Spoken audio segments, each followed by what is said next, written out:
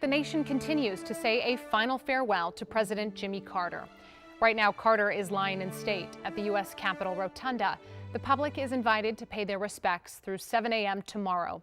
As the nation again honors the life of our 39th president, I spoke with Jonathan Alter. He wrote one of the most beloved biographies on the former president. Here's part of our conversation. Joining us today is journalist and historian Jonathan Alter. He's the author of His Very Best, Jimmy Carter, A Life. It is good to be with you. Thanks for joining us today. So glad to be here. Yeah, I wanted to begin, first of all, with your reaction to Jimmy Carter's passing. You knew him quite well. I'm curious what went through your mind these past couple of days. Well, I think it was a real loss for the country and for the world.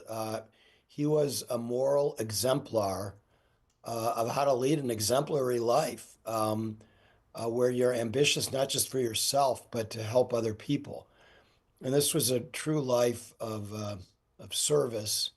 It was an epic American story that he completed with his wife, Rosalind, who died a year ago.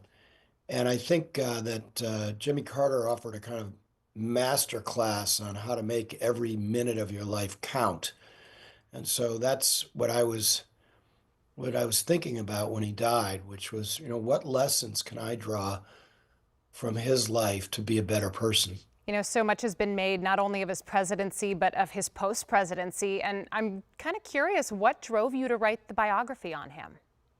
Well, actually, it was a feeling that there was more to know about his presidency, that there was a kind of an easy shorthand that you hear everywhere, mediocre president, great former president. And I knew him a little bit from my work at Newsweek over the years, and I realized there was more to the story than that, and that cliche was only half true. That actually, while he was a political failure as president, he got shellacked by Ronald Reagan, he was a substantive and often visionary success as president, and that story had not been told. So I think that my main motive for writing His Very Best was that Jimmy Carter was arguably the most misunderstood president in American history. Well, and to that point, in your book, you really kind of underscore that whole idea of being misunderstood. And you argue that, he's the only president since Thomas Jefferson who could truly be called a Renaissance man. And I'm wondering, can you elaborate on that?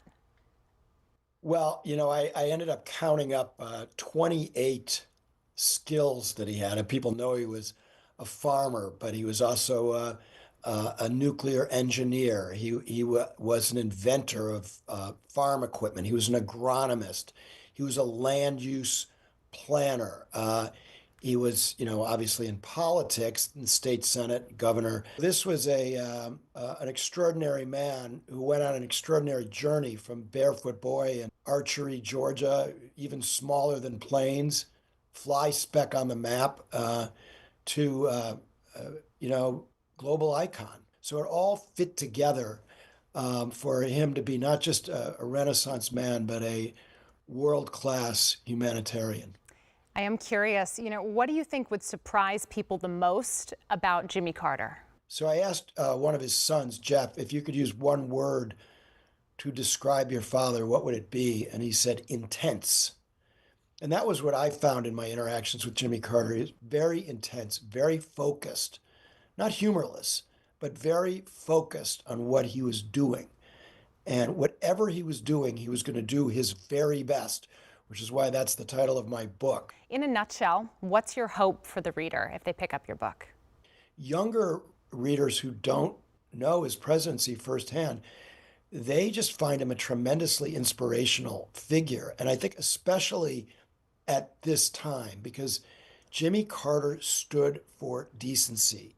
And there's still millions of decent Americans who believe that we need to return to a sense of character in our politics. That's how Jimmy Carter was first elected president. He came out of nowhere. When he said he was running for president, his mother said, "President of what?" And he went all the way to the White House after Watergate and Vietnam, when people had lost faith in institutions. And Carter said, we can do better than this. And I think his example is such that, young people, old people, people in between can have hope for a better day where we return to what Abraham Lincoln called the better angels of our nature. All right. Journalist, historian, and author Jonathan Alter, certainly appreciate your time and your expertise today. Thank you.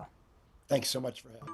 All right, you'll be able to watch Jimmy Carter's funeral tomorrow morning right here on WUSA 9. It will also be streaming on WUSA 9 Plus. That starts at 10 a.m. You can download it on your streaming app for Roku, Fire TV, and wherever you stream. Caitlin?